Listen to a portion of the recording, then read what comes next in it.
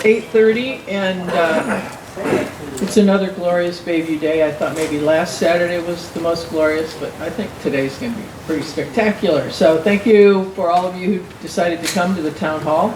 Much appreciated. We're going to start with asking Daniel to open us in prayer.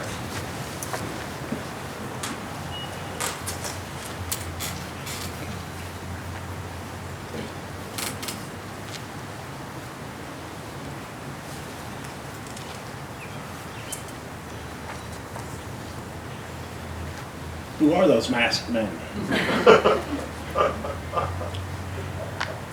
And so we ride again, right?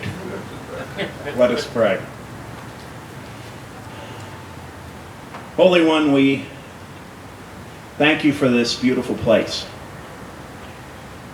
We thank you for all that is being done to preserve it and improve it and enrich it for the blessings of all of those who are here. And we thank you for those who have been working so hard on that. Bless this time of sharing and envisioning. Guide our thoughts and our questions. Be with us and bless us. In the name of the Father, and of the Son, and of the Holy Spirit. Amen. Amen.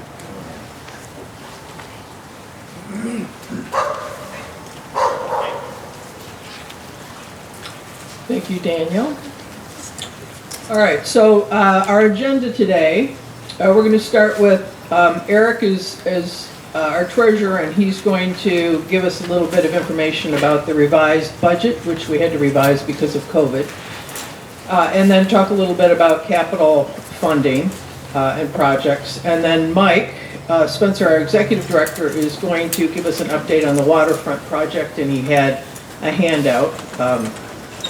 Where are the extra handouts? Okay. So anybody who doesn't have a handout, he's walking around with them. Then Jeb Brown, who's the chair of our long-range planning committee, is going to talk a little bit about the census to try and get all of us to fill out the census, which takes no time.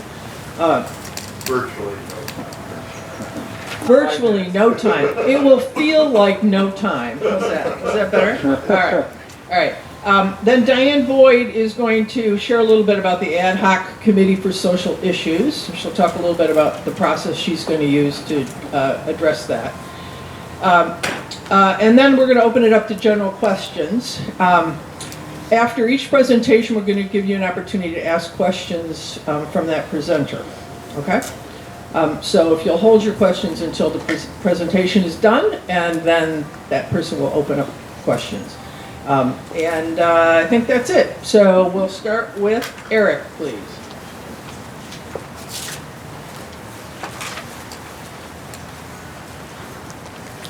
Good morning. Eric without PowerPoint is going to be like improv comedy. I'm not sure how this is going to turn out. Good morning, and thank you all for coming. In the finance world, who knows what starts in about a week? What assembly? I don't even know what assembly season week we're in right now. It's so weird. Are we in week 5 now? End of 4? 4 going into 5. 4 going into 5. So we're halfway through assembly season. What starts in about a week? Budgeting. Budgeting. What does that mean? So what's Chris Ludwell look like usually in a normal season? Okay, the man who's on fire everywhere and trying to make sure everything's happening. What else is he doing this time of the season? Figuring out how to pay for next year. Wait a minute, if you have to figure out how to pay for next year, that already means you figured out what you're doing next year. Okay, that's how far in advance our program directors are thinking about the programs that they have charge of and responsibility for. And when you think about it, well, first of all, let's remember the programs cover their direct expenses. Okay? To the extent that Mike spends time or Barbara spends time, that's covered by the general administration. But all the staff on the programs, the activities, performers, rec supplies, education, teachers, those are all paid for by program fees, contributions, or other sources. None of your Chautauqua fee goes to pay for that stuff, with one exception, and that's rec. Rec gets a small subsidy right now. So what does that mean? That means that Chris Ludwell's got to figure out how much you're going to get for ticket sales. What kind of acts are coming in? What's the price point? What do they cost? How many people are going to be at Vespers? Amy's got to think about how many kids are going to sign up for rec, for club, okay, each week. And I didn't realize how much it varies each week, week by week. So they figure out these budgets. So this was all done. Those budgets come to the board over the winter, and before season starts, we approve them before the programs get going for the year. Well, what didn't we take into consideration last year? The pandemic, okay? No one saw that one coming. So what does that mean? If you look at our programs in terms of size, performing arts is the biggest. Their standalone income, okay, remember this is no member money here, is $622,000 a year.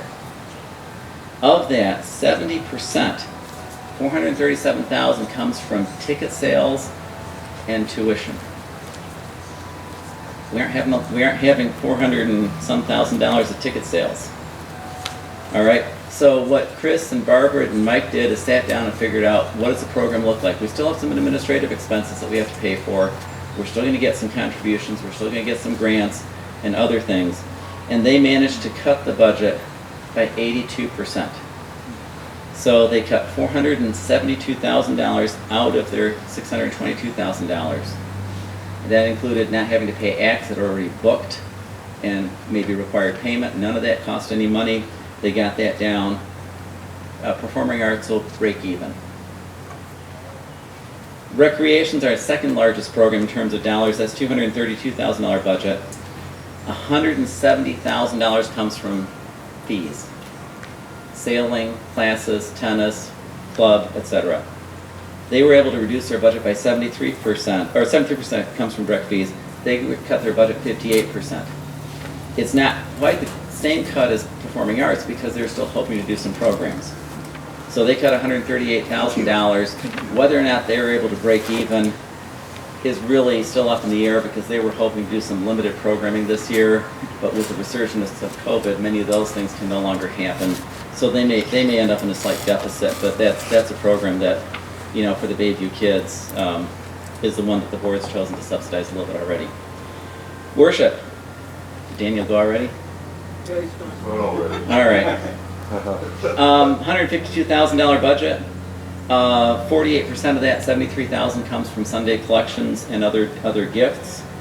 That's a 61%. We were able to cut 61% from that budget, and that's $96,000 saved. With a lot of that money is because the preachers who were going to come here for live preaching and lectures, they didn't want to come or couldn't come or we couldn't host them. So we avoided a lot of costs there.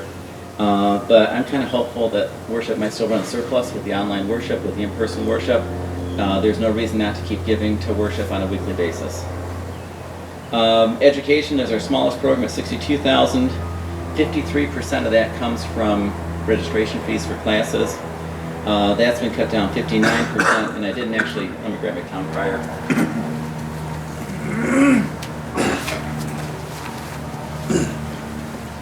Pretty sad, I bring one prop and I forgot to bring it up. But you look at the list of classes still going on virtually. Okay, you can still attend these classes, so education's still running a lot of classes, but nowhere near what we used to. So bottom line is, I think most of the programs based on the June 30th results so far are looking right where they should be as terms of budget. We think we're going to get out of this without taking a big financial hit at all to the association, which is a tribute to the directors and Barbara and Mike. Any questions on COVID budgets? Seeing none, I'm going to move quickly.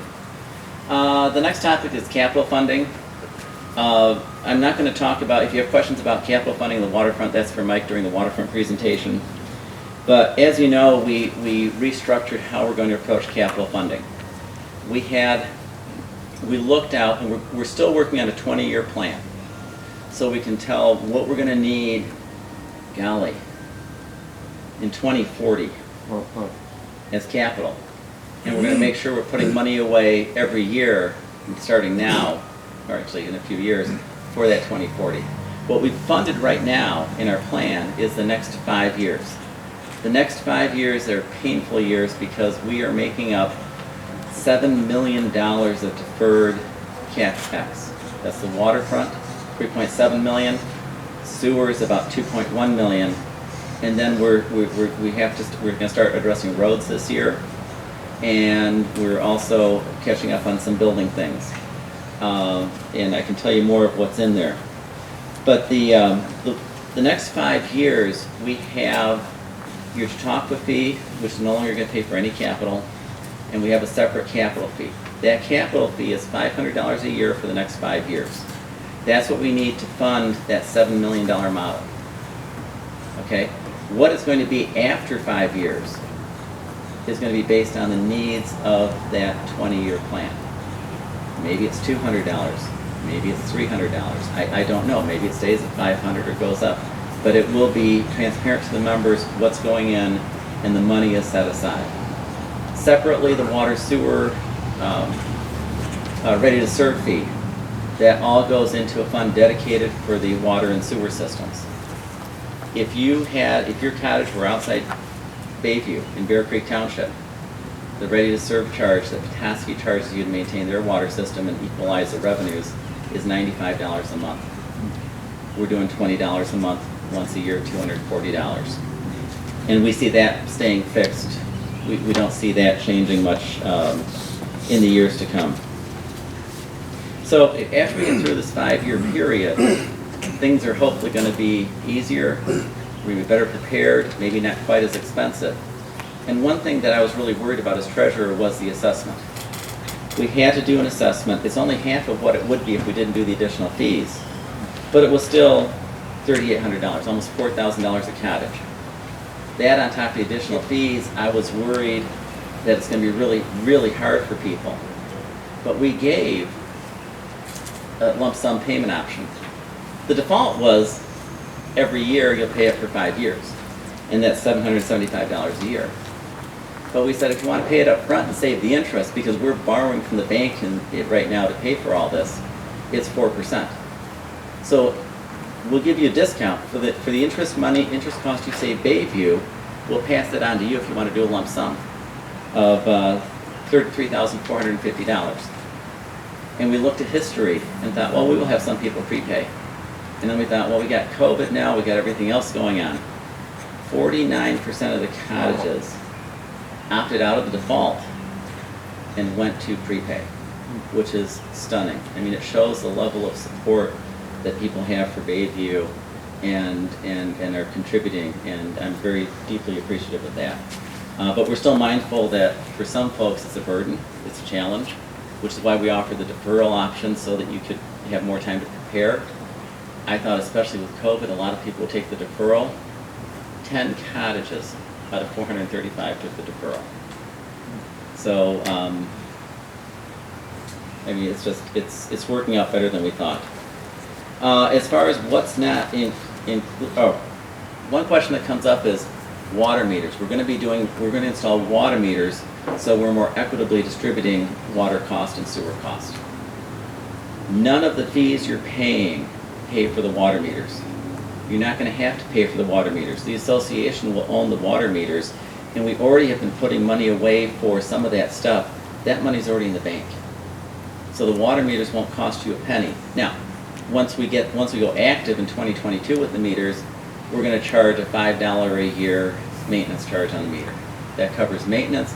And what are we doing with the $5? The meters last 20 years because they have a battery, one with a battery life.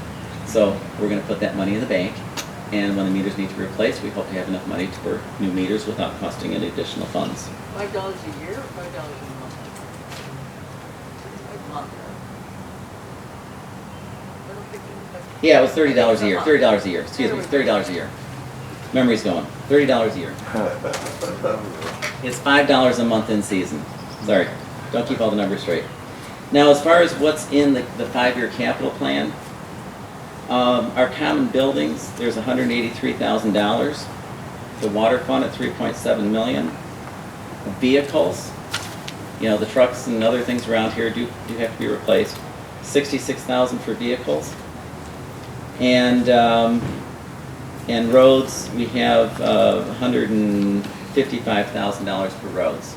So we're taking care of buildings, we're taking care of roads, we're taking care of rolling stock, And I'm happy to answer any questions anyone may have on the capital funding or capital funding plan. Lois?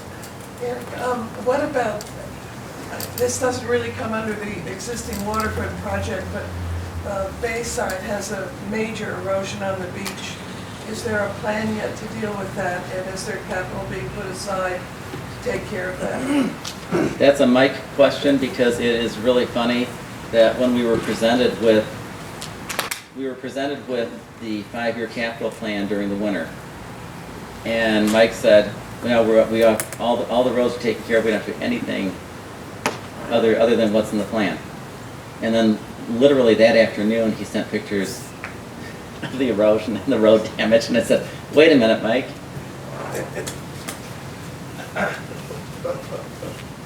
So that's a good question. Obviously, the high water has not only triggered the need to do the waterfront project, but also repairs on Bayside and the lift station as well. But luckily, that's one area that we have been pretty good at building up a reserve to pay for that type of thing. The board also, with the budget that we're in now, factored in about $60,000 in contingency funding if something breaks, if we have erosion, if we need to repair a sewer line. We have all that worked into the budget where we don't have to go back to the leaseholders. I believe those funds were built up through the Chautauqua fee. Yes. So we have a little bit of padding in there, but and those numbers are based on historical needs that have come up throughout the season, unplanned things that we didn't expect for. So we've burned through quite a bit of it, and some of it relates to paying for repairs along Bayside and also the lift station. So Jake has a crew bringing in another bunch of stone for Bayside and in front of the lift station. So that work is expected to be completed next week or the week after. We haven't repaved that section yet because we didn't want to not have enough earth and stone in there and have it wash out again and have the new blacktop be undercut. And obviously people can still easily get through there. So that funding is paid for through contingency funding in the budget, and if we run out of that, we actually have a backup reserve fund that we've had in place for quite some time. I don't recall the exact balance. I think there's around $150,000 in it that's specifically earmarked for shoreline repairs and sewer repairs. So that project will be paid for with contingency funding, and if we run out of that, we'll dip into that reserve fund. Thank you. And let me thank you, Mike. Let me add that the numbers in the capital budget are pretty solid. I know the president kept saying, well, we need to add a contingency to the waterfront, which turned out to be a really good idea since we have high water. And we've had to have additional costs. But there's one soft number in all this, and that's the water sewer. We have $161,000 budgeted. Just what that's for, it's not for what's right in here, but you know the old saying that certain things flow downhill? Well, Petoskey's end down there is low, and the sewage treatment plant is up by Magnus Park, and the only way to get it is to go it uphill, which is why we have a lift station to pump it all up. And what I've learned is that you can't just use a sewer line to pump up. You can't sewage uphill, it has to be a pressure main. And pressure mains are a lot more expensive, and they have a shorter useful life. So at some point, our pressure main's going to, in the next few years, going to be replaced along the lake shore. And so that and the lift station, and exactly how it's done, how it's configured, other alternatives we may have, so that's really a placeholder. I'm hopeful, number one, it won't cost any more.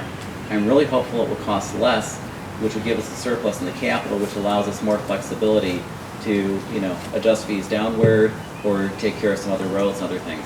What's their thought of going to Harbor Springs, which is There is. downhill? There is. It would go downhill, and then there still would be, the cost is about neutral. Oh. Because we'd have to pay for lift, to get it over to Harbor Springs, systems would have to be enhanced, and we would have to pick up some of the cost of the enhancements. So, but it would eliminate our lift station, which would be a huge, I mean, that's an operating, it eats money, and it's an operational thing that can't, if the lift station goes down, you can't flush your toilets. Okay, it's well, those of us up high, we could flush our toilets for quite a while. Carl, never mind, Carl. And that's a reasonable placeholder, but we'll know in a few years how that goes. It'll Other end up in questions? Lois's front yard, probably. Other questions for Eric? All right, Mike, come talk about the waterfront. Thank you, Eric.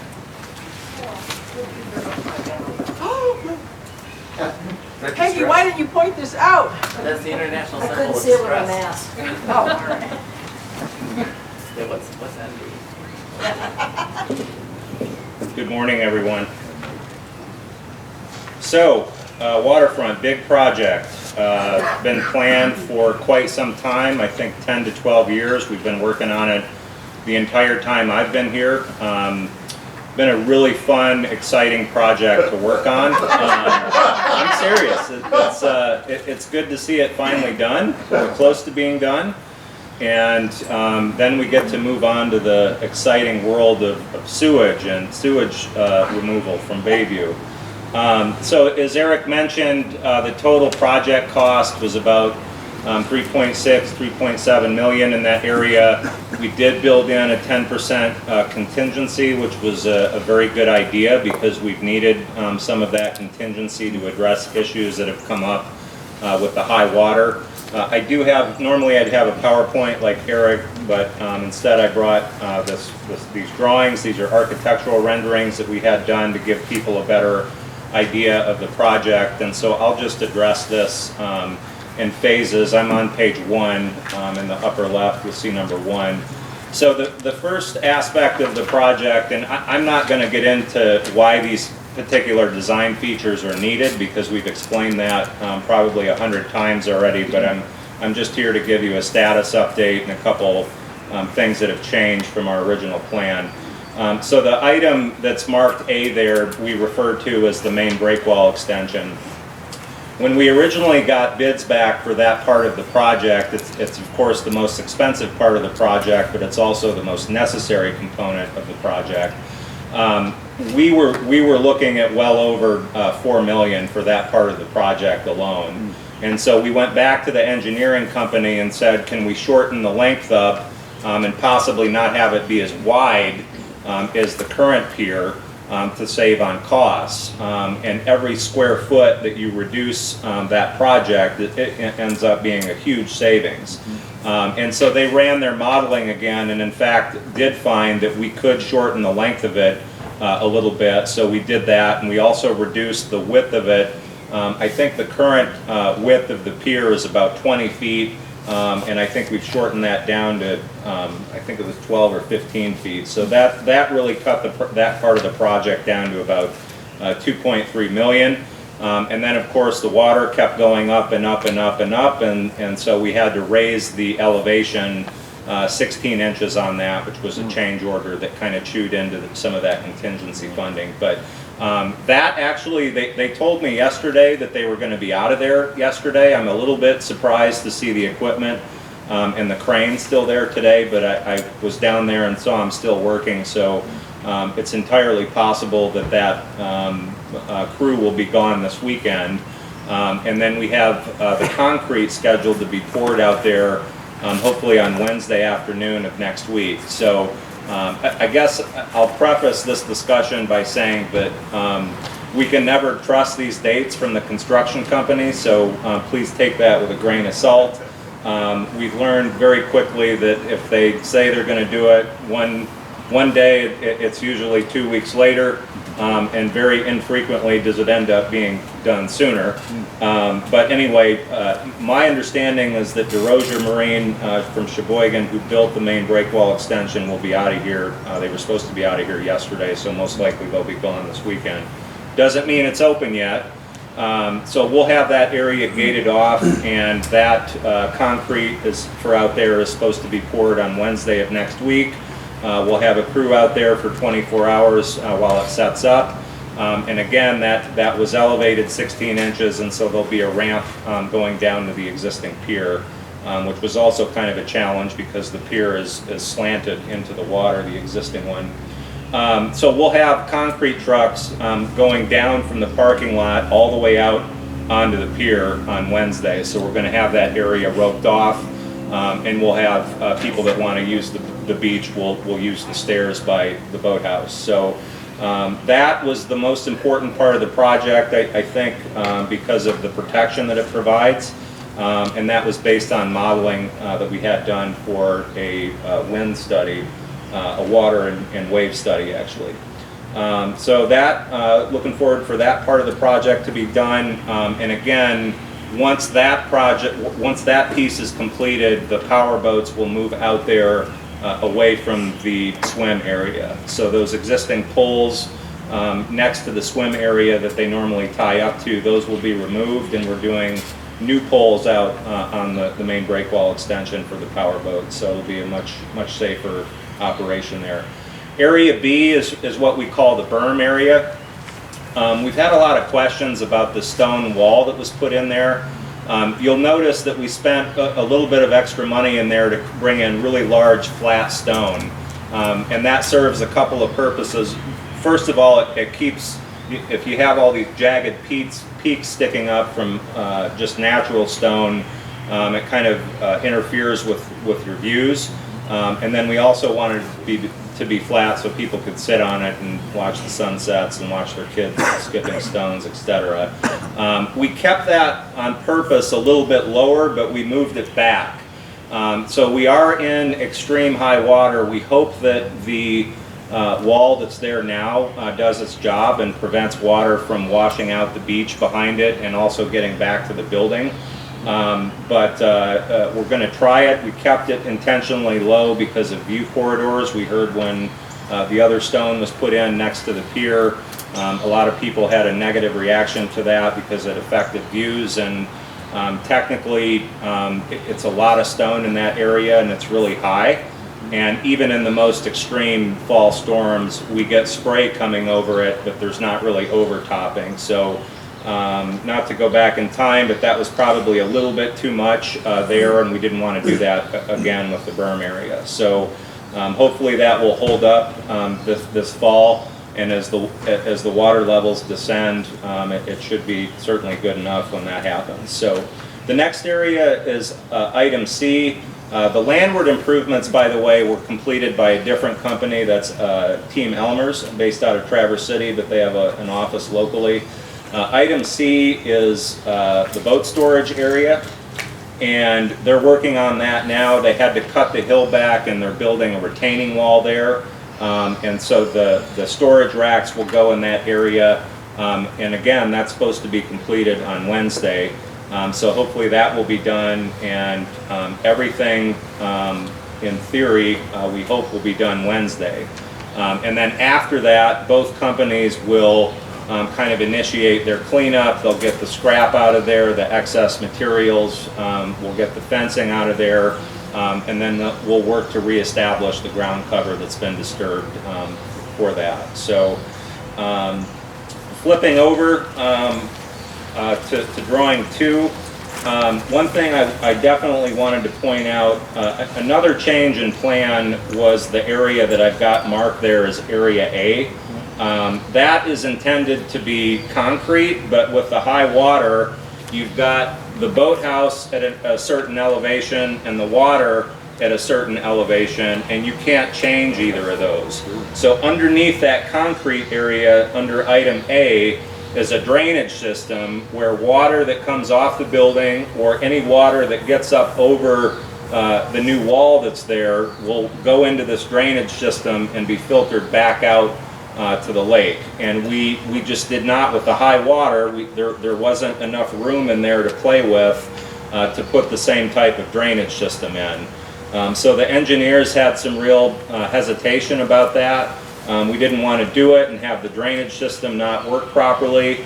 We also didn't want to have cracks in that concrete a year or two from now that would have to be repaired, and then, you know, we've paid for this great project and we've got ugly cracks in the concrete. So we're gonna hold off on that. What we've done for now is filled it with stone, and that stone will percolate, you know, the rainwater and any wave action that comes up.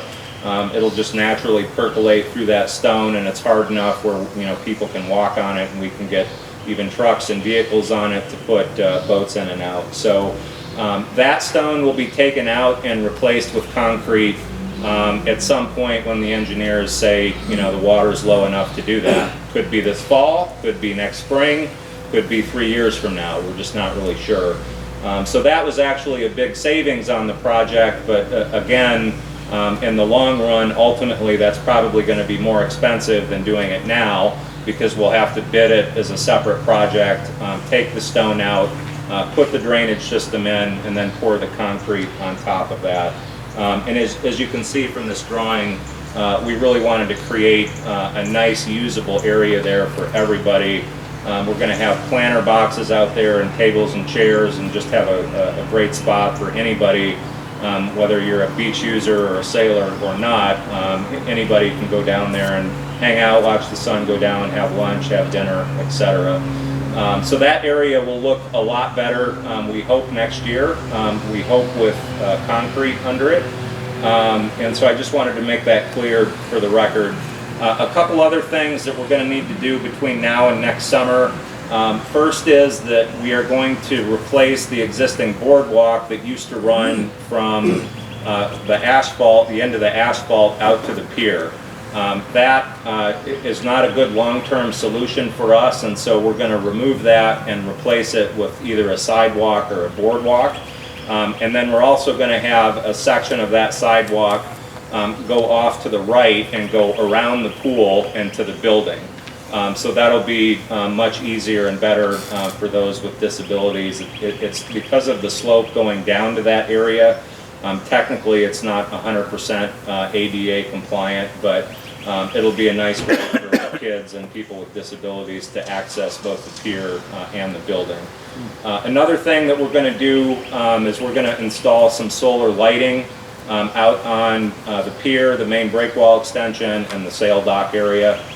That's a safety issue mainly, in case there's ever an issue at night. Our insurance people are saying you got to have lighting out there, but that'll be solar lighting. Don't expect that to be extremely expensive, and it's going to be spaced out appropriately and downlit. So it's not going to be some huge bright area with light pollution going everywhere. We're going to be very careful with that. Another feature that we're going to put in that area where you see tables and chairs up against the building will be a new drinking fountain. The one that we have down there is problematic. It's always breaking, it's old. So we're going to get a drinking fountain that we can put in there that has a filter in it, and it's one where you can fill up, water bottles with cold water for use for the tennis courts and obviously people using the waterfront. So the other thing that we need to do is work with the waterfront committee and some of the staff down there and figure out exactly what the rules are going to be and the signage that will accompany that. We've got to put signage in so people know where you can swim and where you can't swim, where you can have power boats, where you can't have power boats. And then there's also been some concern about people outside of Bayview coming in and docking up thinking it's a public marina or something like that. We've already had 2 sets of boats actually pull up and get onto the main breakwall extension that's currently under construction, and we've had to kick people off there. So we'll most likely do some sort of signage, facing out that lets people know that it is private property and that only members and guests are permitted to tie up there. So I think that's what I wanted to cover. Let's say our prayers and cross our fingers where we can start using it by the end of next week, hopefully, and start cleaning up that area and getting the ground reestablished. And with that, I would be happy to answer any questions on that project.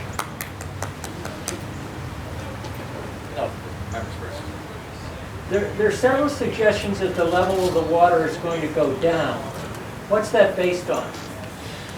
I think that's based on the predictions that NOAA is coming out with, and also the State Department of Environmental Quality. I heard that from the engineer as well, that everybody is saying they think that we've reached the peak and things are going to start to go down. I assume that's based somewhat on weather predictions. If they're not predicting as much rain, for example, that can have an impact. I know one of the good things about the heat and the dryness that we've had this summer is with the Great Lakes taking up such a huge area. If you have the sun beating down on the water for weeks and weeks on end and it's really hot out, that will cause a lot of evaporation, which can also have a pretty big impact apparently on the lake levels. So that's one thing that I know that they're factoring into their predictions. But as we know, there's global warming. We can't accurately predict that. Even if you're an expert, you can't accurately predict that. But we certainly hope that they're right and levels start to go down. Other questions? Eric? Well, it's more of a comment real quick. And first of all, it's a testament to long-term capital planning, even though the funding, we weren't able to fund it in advance. But Mike's been under a lot of pressure as the spring came on, because this is a huge project for Bayview money-wise, but it's about a 60-40 split between two contractors. It's not a huge project for either of them. And we didn't always have their attention and their priorities, and Mike had to really hound them and keep on them to get here because we wanted this done before season. Then it was clear that even though he was going to get them here, they weren't going to be done before season started. We made the difficult decision, and Mike really pressured him to keep going and get it done faster and faster. Because for those of you who are familiar with Michigan, the entire shoreline faces massive erosion. A lot of roads, a lot of municipalities. The state and federal government are going to start funding remediation next year with tens or hundreds of millions of dollars. And when that kind of money shows up for those contractors, Bayview can forget about anyone with their piddly little project. So it's a testament to Mike to keep on them, to keep focused.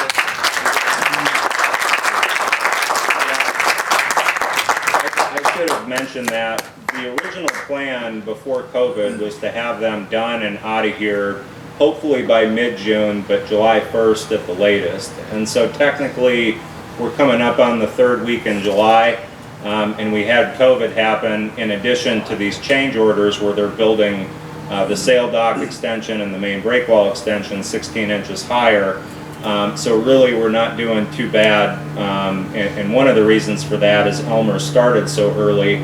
I have no idea. I would not want to work for that crew when they started in February or whenever it was.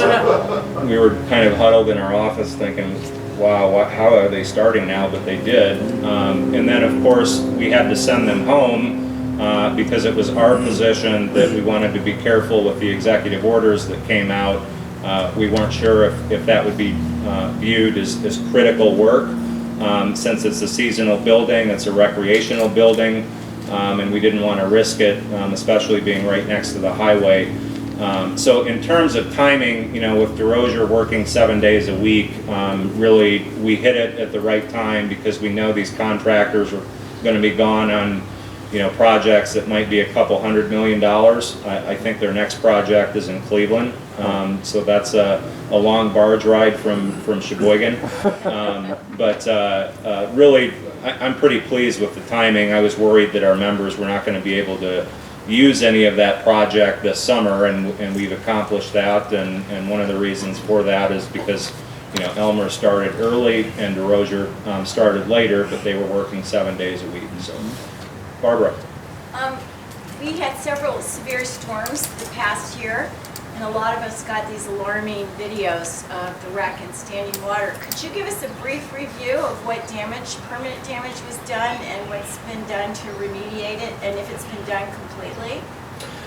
Yeah, I can. The big storms caused a couple issues. One, of course, is just water inside of the building, which again doesn't really hurt it because you can pump the water out.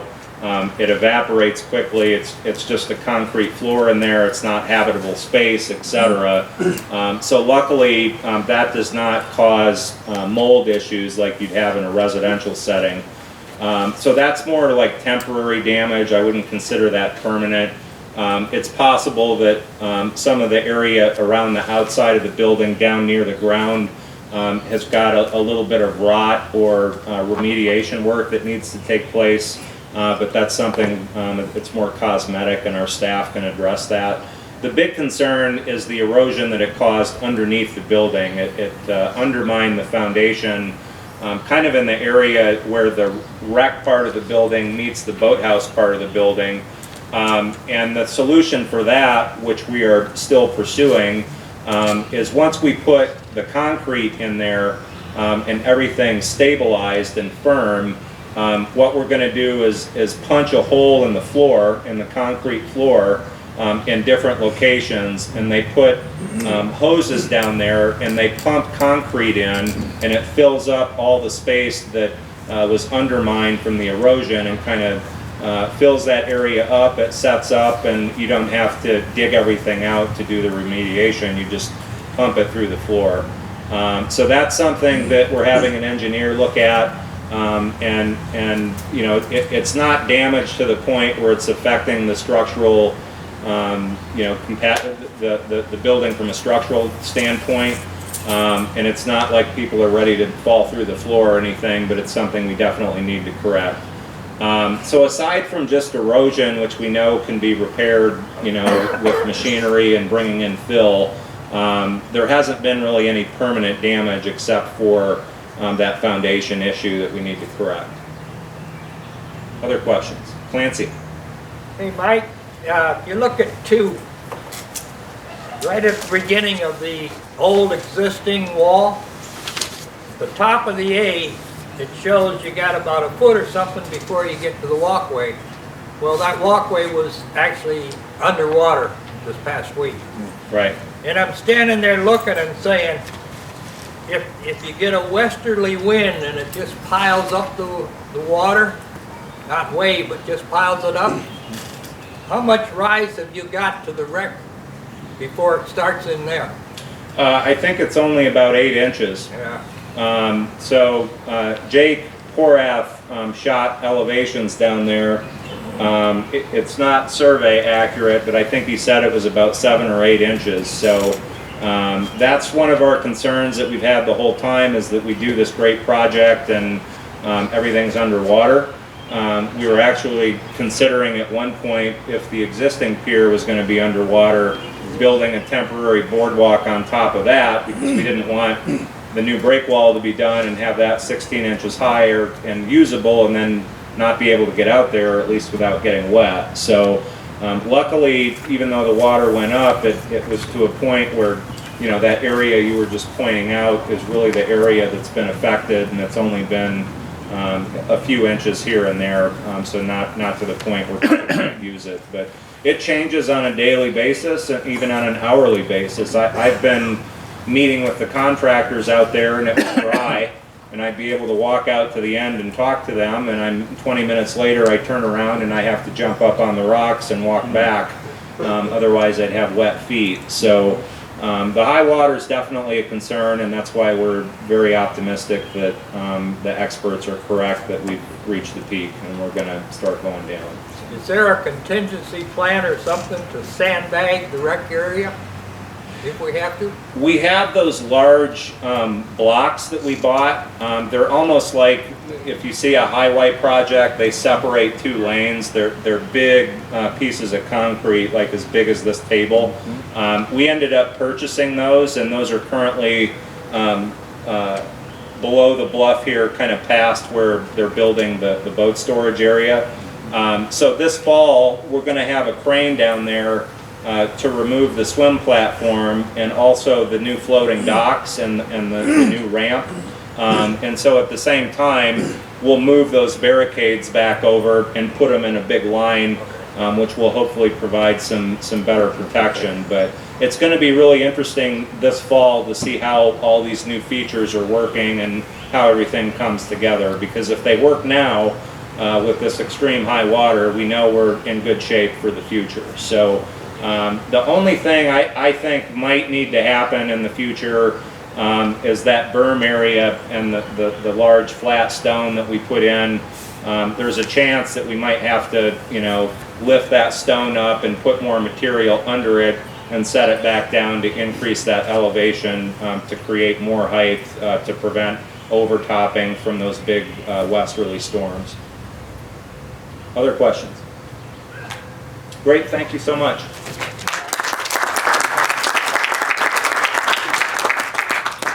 Thank you, Mike. And once again, I mean, this would not have gotten done as quickly as it has gotten done without Mike pushing these two companies. And so we owe a lot to him and the effort that he's put in over the course of these last 5 months. Hey, Mike. So now we're going to hear from Jeb Brown, again, Chair of Long Range Planning Committee, who urges all of you to fill out the census. Thank you, Carol. Good morning, everybody. Let's see, I want to give you a brief update on what's going on with long-range planning and the census. Long-range planning, as we know, is trying to deal with the future, and as this year has taught us, and as the last two presentations have emphasized, the future is uncertain. We don't know exactly what the future is going to be, but we have to plan for it. And for long-range planning, we've had a very active committee. Carl is our board liaison and has done a good job for us, and Julia has been on the committee for the last 4 or 5 years. So we have a very active group, and we divided into 2 pieces.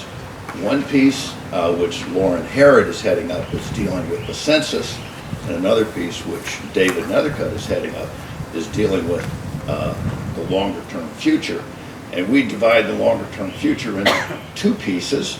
One is what's going to be happening over the next 3 to 5 years and what the priorities are for that. And then secondly, looking 10 to 15 to 20 years out, what do we need to be aware of? What are the potential threats and opportunities and trends that are going to affect Bayview in 2040, as was mentioned when you're talking about capital. So it's an interesting set of challenges we're looking at, and an important part of that is getting a better feel for where we are today. Just to give you a quick summary of the census, we have now, I think it's been out for 2 weeks, and we have 250 out of 445 leaseholds that have responded. So we're at 55% in the first 2 weeks, which is great. The deadline is on Tuesday, so I'm assuming everybody here has already filled out the census. So I don't need to preach to the choir, but if you have any other of your friends and colleagues who haven't filled it out, we please urge them to do so.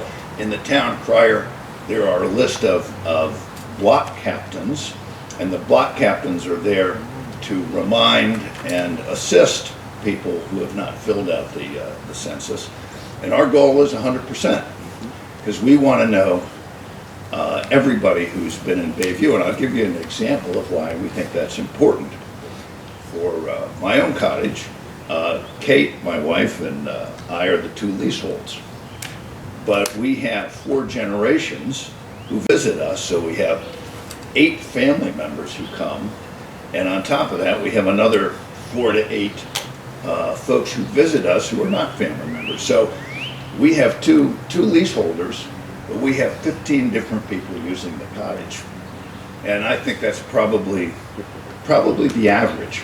So if we have 445 cottages, averaging somewhere in the neighborhood of 10 to 15 different people using them each summer, that means that we've got somewhere in the neighborhood of 6,000 to 7,000 different people who are visiting Bayview and using our cottages. And we want to get a better feel for who those people are. So that's why the census is really set up. So we understand who's coming to Bayview and how the cottages are being used. And so that's why it's important that we get 100% participation. So, thank you. Any questions? Yes, sir. Jim, I wonder if the long-range planning is addressing rentals in Bayview. I think we all invite renters and we'd like them to participate in the community, which doesn't always happen. And I know some condo associations control the percentage of rentals and do other kind of things. And I know in the past we've outreached to renters to invite them to participate in the community in a more full way. What's on your agenda about that? Well, if that's a really good question. It is something we're very conscious of. I know the Finance Committee has thought about that. And there is a question in the census about whether or not the cottage is being rented at any time during the season.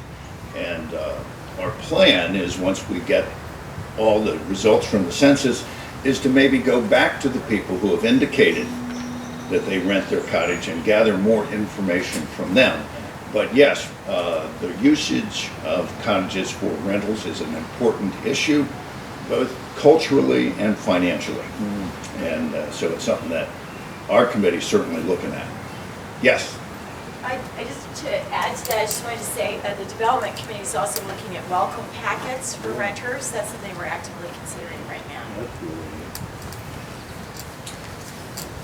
Okay, thank you very much.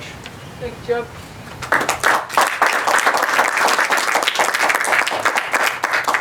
So now we've got Diane Boyd, who's chair of the ad hoc committee for issues communication.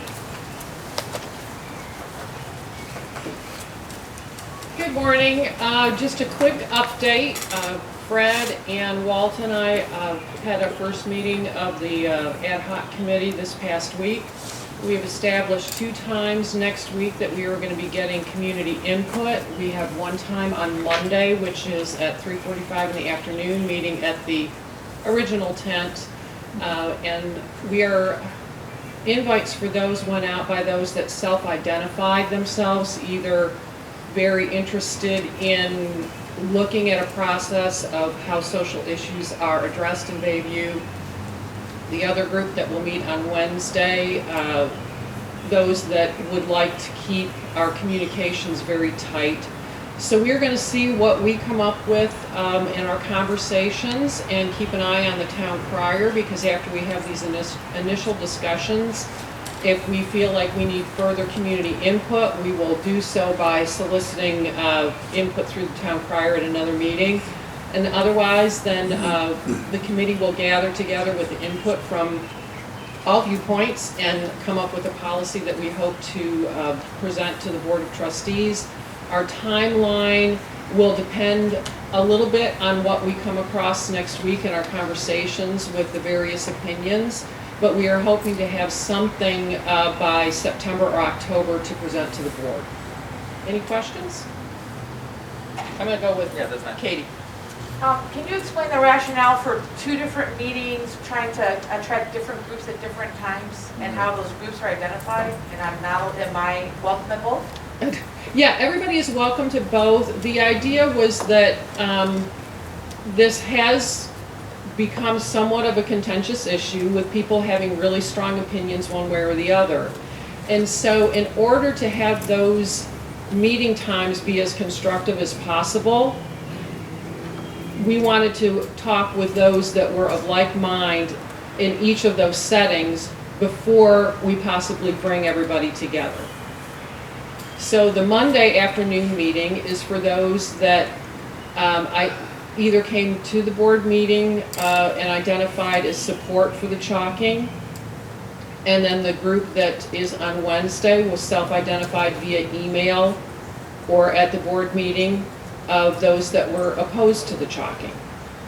So we just didn't want the meeting time to end up being a battle between 2 opposing views. We would rather that the times be constructive about what either one of those groups would recommend a solution to be. Finish off with you, Katie. Well, Eric. Go ahead.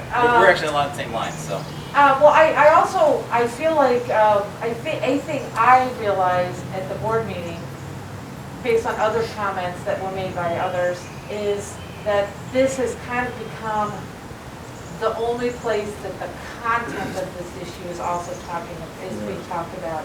And I'm curious about. Katie, can you do me a favor and take that off for a second? I'd be glad to take it off, sorry Fred, I think I'm pretty healthy. I think I would like to just understand from the board, not you if you can, and maybe others, whether or not there's two issues that are maybe being a little bit kind of shoehorned into one. And my impression from the conversation at the board meeting, and I'm grateful that you guys are trying to do this, I truly am, is this question about public engagement, public rhetoric, where does it belong, who does, like the use of the post office, the sidewalks, whatever. And I think that's a general question of civic engagement, regardless of the issues of the day.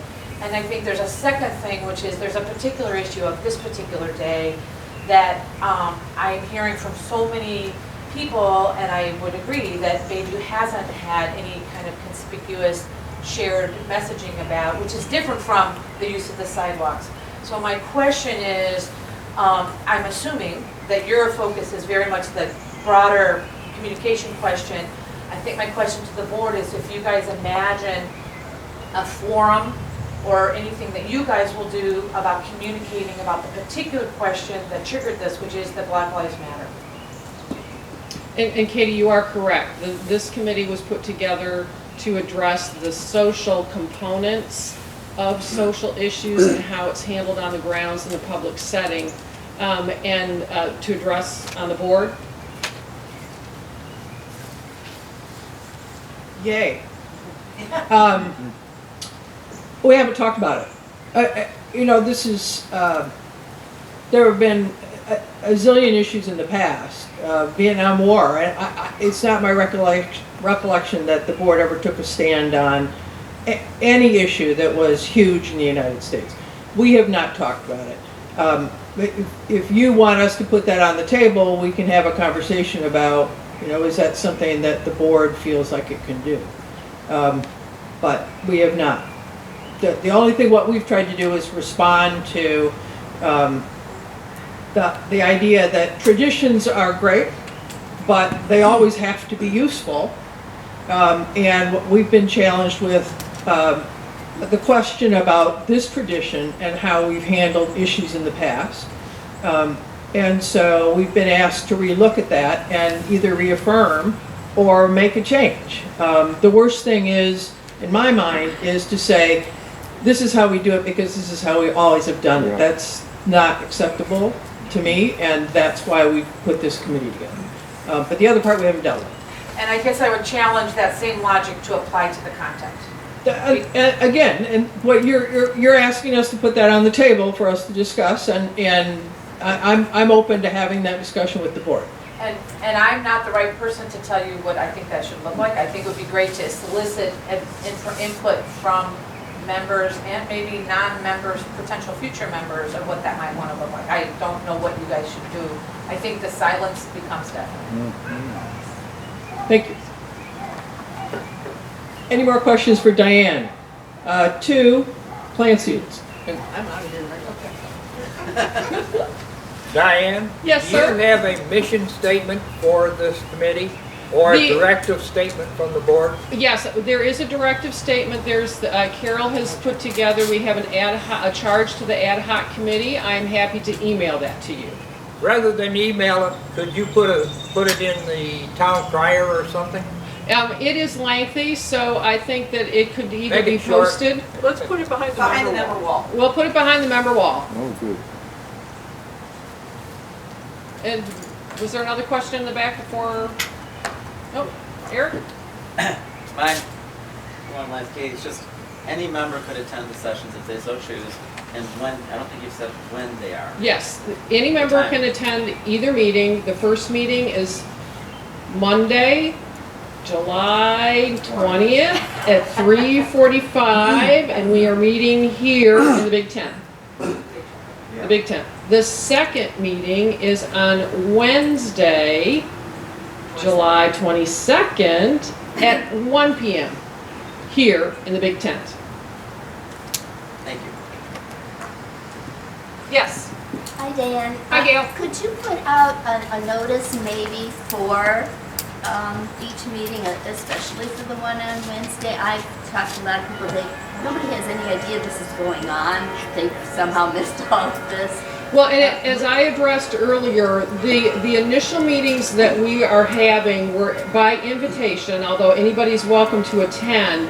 And depending on what those meetings address, then we plan on having an opportunity for another meeting.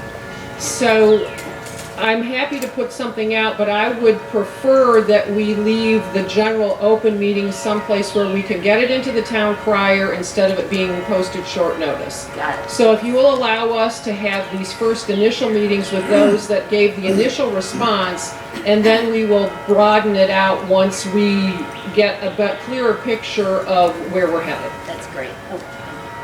Yes. Just in following up on what Carol has been saying, I think there are times when gifts come along. And the mood in the country now is one of those gifts that's come along to Bayview. And I hope there will be a flexibility and an awareness of when these gifts happen so that the community can be brought together and address the particular issues. I hope that doesn't require a long, labored discussion by the board.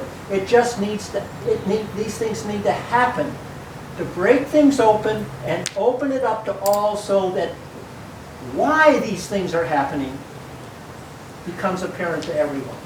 And that's some of the things that we hope to capture in these initial meetings this week. You have to realize this, we are attempting to do this in as quick of a process as we can. But we are a membership community, and not everybody has the same opinion. And so our intent is to listen to all opinions and hopefully do this in as speedy as a process as we can. Any other questions? Thanks, Diane. All right, so now we're opening up general comments or questions. Anybody have any? Anybody heard the thunderstorm coming around and wants the meeting to be over really soon? Stan? Yeah, Carol, I'm not sure this is the place, but in going through the, looking over the bylaws, I'm concerned about the Architectural Review Committee. It shows the part where members elected and serving on terms and everything, all that is taken out.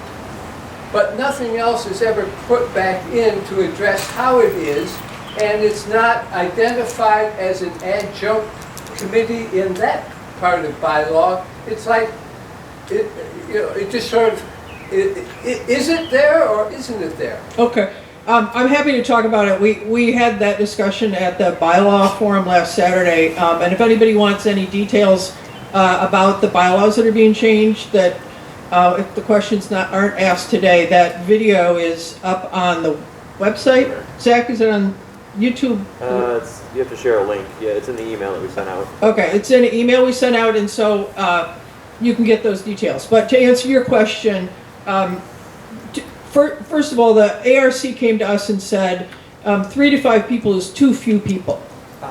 But we need more people so that we can get enough to come down to a cottage, and so it's really been hampering them. So that's why we pulled that out. We want to enlarge the committee. We also pulled out the 9-year term limit because there wasn't any need specifying it for them when it's not specified for any other committee, and we're all doing the 9-year term limit. I mean, that's the goal ever since long-range planning a handful of years ago did research saying that's really the best. If we want to keep getting an influx of volunteers, we've got to term people out. So, does that answer your question? Yeah, thank you. Yep. Any other questions? Yes, sir. Yes, sir. Ask if the forum trustees and forum would consider a moment of silence in thanksgiving and gratitude for the lives of John Lewis and C.T. Vivian, the civil rights leaders. Yeah, that was pretty sad to read this morning, wasn't Yeah, it? would we consider, please, a moment of silence of gratitude and thanksgiving? Yeah. Could we have a moment of silence?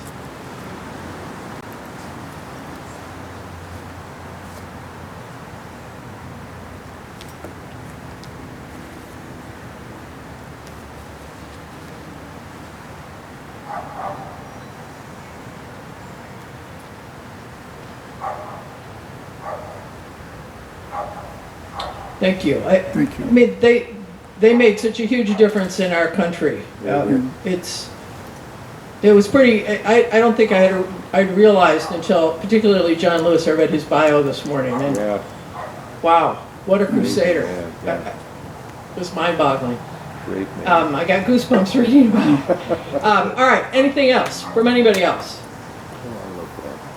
All right, thank you everybody for coming. Much appreciated.